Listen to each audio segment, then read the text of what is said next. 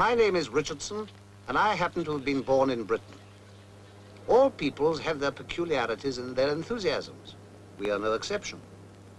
One of our enthusiasms is a game whose cause is served by experts and by those who only stand and wait. And while they wait, certain preparations, solemnly proceeding during many hours, reach their climax. For this is Lord's, deeply rooted in tradition and in the ritual tradition brings, where until the proper time, no man may enter unless he have some special access. Well, on this occasion, I have some special access. My name's Arlott, John Arlott, and later on I'll be telling you something about the match. In the meantime, out comes the old country land measure. 22 yards, 4 rods, poles or perches, 1 chain, the length of a cricket pitch. They're measuring out the wicket, and that is something of a ritual, as a matter of fact. It takes many hours of skillful work over many months to prepare a first-class wicket, and that's just what this is, the special test wicket, a very revered patch of English turf plumb in line with the pavilion door. The test wicket of all test wickets, when at Lord's England plays Australia. And when that happens, everything has to be just so, to start with anyway. And while they've been working, the crowds have been gathering, soon to grow to something like 30,000 people, to say nothing of those who have to stay at home and listen on the radio to people like me. 30,000 people and many millions throughout the world did but time and geography allow. This game called cricket had its origin in quiet places and lives on in equally quiet places, deep in the hearts of those who love it. What is it about this unobtrusive game? What is its magic? For magic it must surely be that makes men sit and watch and dream of past occasions and of wistful yearnings never quite fulfilled. Magic it is that makes the hush when captains meet. The wicket is inspected and another test begins.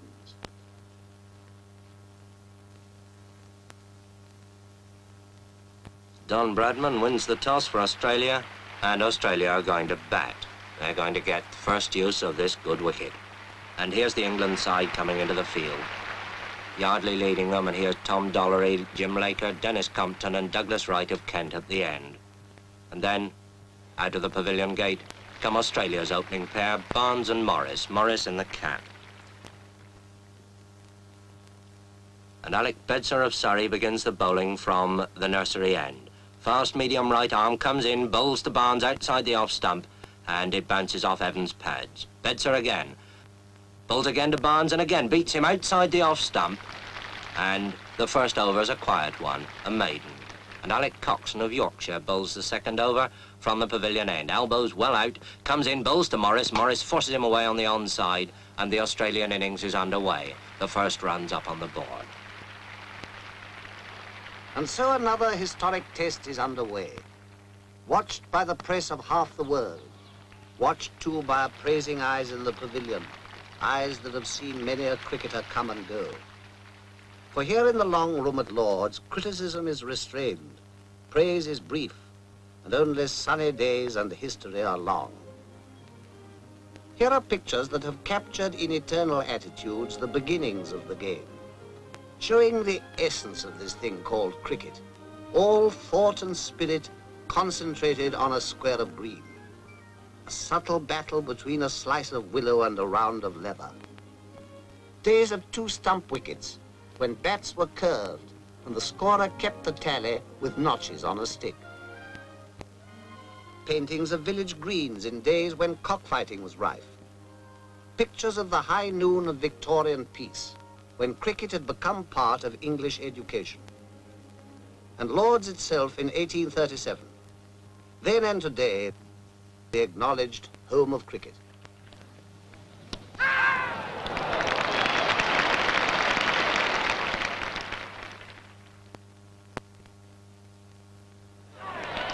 Australia's innings has come to a close. The score stands high and is duly noted. There is time to breathe until England takes the field. Now, cricket in the hands of the experts, more than a game.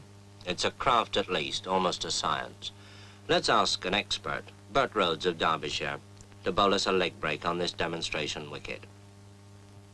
Now, there's the spinning finger, the third one, see, cuddled close against the seam.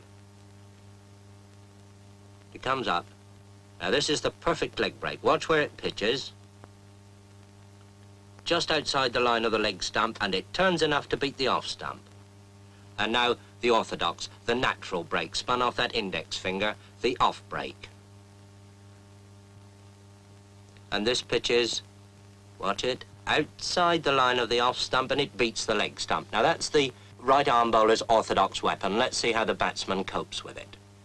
As the ball comes down to him, turning into him, well, all right, he just lets it hit the bat. And that's why short-leg fieldsmen were born.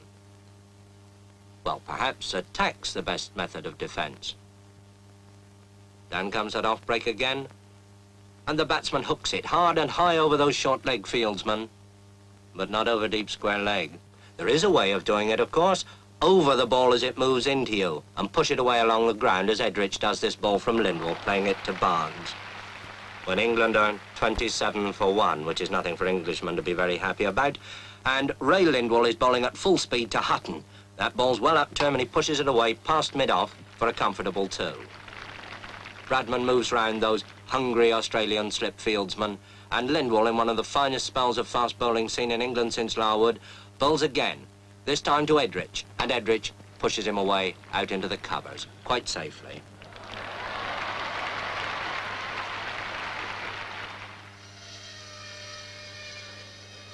While experts battle, experts forge the weapons that they use. Good white willow with a wholesome heart, long seasoned, like the men who shape it. Skilled hands practicing a long-established craft. For wasn't John Small, the cobbler, making cricket balls at Hambledon 200 years ago? Since then, the craft has grown. And yet, there still remains the steadiness of eye and hand that sews the seams. Seams that in the bowler's hands will give the hidden feel for breaks and twists. Seems to withstand the onslaught of the bat. For the heart of a bat is firm, and its blows have strength and punch. Yes, it's got punch, all right. Power. It doesn't get there by accident. Take the handle now, with its cane and rubber springing, to whip as it's got to when a Hutton or a Bradman drives a fast bowler far away. There's got to be good splicing for that kind of thing, too, but cricket and craftsmanship go hand in hand, and when handle meets blade in a cricket bat, you've got a real piece of craftsmanship. It's the same with the ball, sewn firm and tight, and when it's done, a durable, balanced projectile, carefully weighed and measured and graded, as precise in its making as the hands that will use it, as precise as a cricket bat. First-class weapons, one designed to break or swing and beat the bat, and the other to fathom the tricks of the bowler and send the ball far away. And it takes Doug Wright at number 11 with a wild swing over the bowler's head, sky high up there into the long field, to save England from the follow-on. And Ray Lindwall, with 4 wickets already in the match, bowls again from the pavilion end, and bowls Alec Bedser. And England are all out for 215, 135 behind Australia on the first innings. There'll be some long faces in the printing room at this news. There's quite an organisation down there. They keep abreast with the play, recording the fall of each wicket and the scores, so that late arrivals can pick up the score in detail straight away as they come in. With Australia 135 in front, they'll probably think that's a pretty sad 3-pennyworth. But now Australia have started their second innings. Bedser bowls to Barnes, his in-swinger, and Barnes puts it away, down to long leg. Round comes Hutton, fielding at long leg, and there's that quick low throw to Godfrey Evans. And now Wright bowls to Morris, and he's out.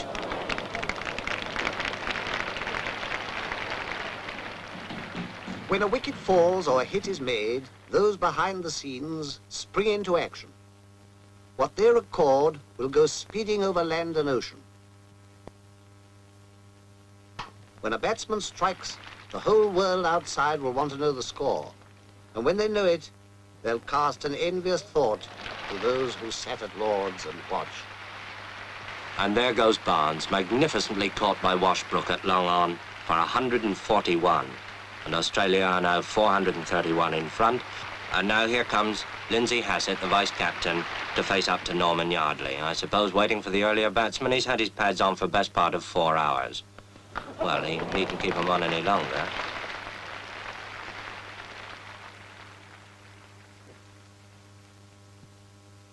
Meanwhile, the Don bats on. Don Bradman, on his last Test tour and playing his last Test innings at Lord's. Don Bradman, the pride of Australia and the despair of England. But whichever side one favours, who can but acclaim a master?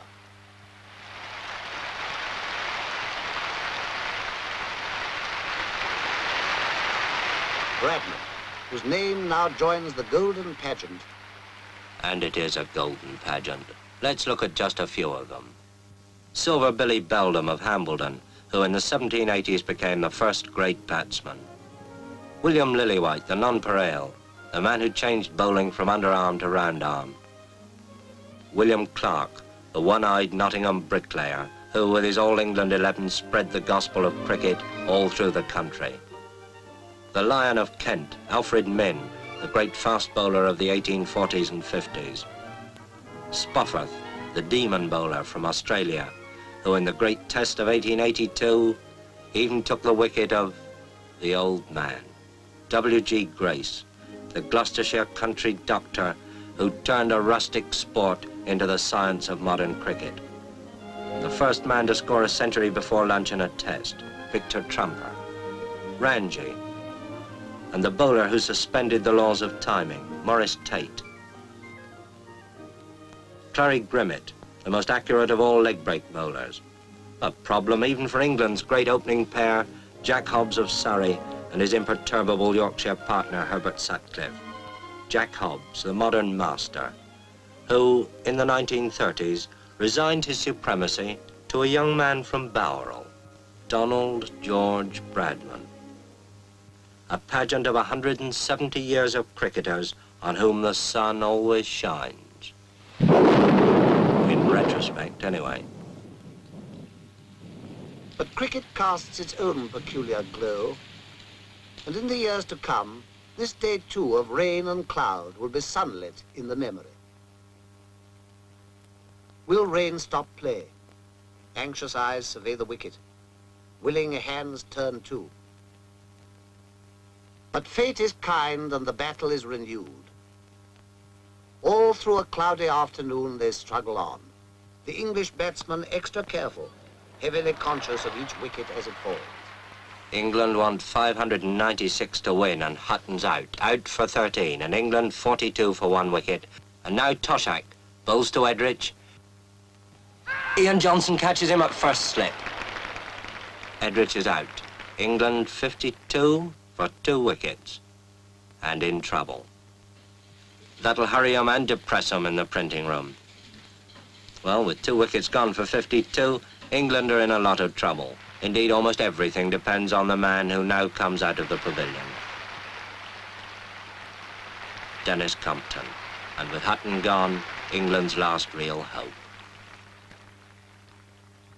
So they fight on, a battle of muscle, sinew, and eye. For this is cricket at its finest, calling forth a quality deep in men, the calmness of a Compton on a sticky wicket when the world is watching, steadiness of nerve and quick agility. To be a Hobbs, a Sutcliffe, a Bradman, or a Compton. The heroes change with the years, but the dream to be a cricketer lives on in every generation. And the heroes pass on their knowledge.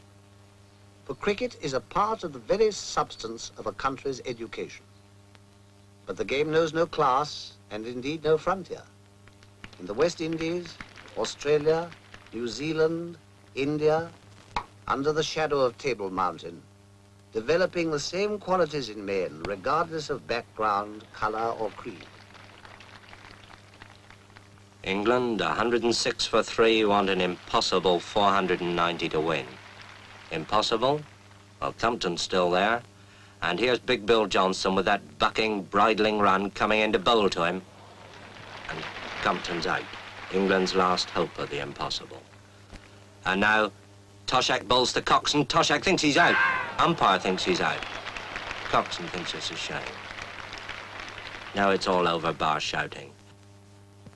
The day wears on. Another game is lost and won. Well, perhaps not quite. Defeat has come to England, and to Australia, victory. Australia takes the Ashes. But victory is the least that men play cricket for. They play it for a host of reasons, ill-defined and hard to seek. On school ground, on city street, on village green, they play on. For the urge wells deep from quiet places, in men and in the land they spring from.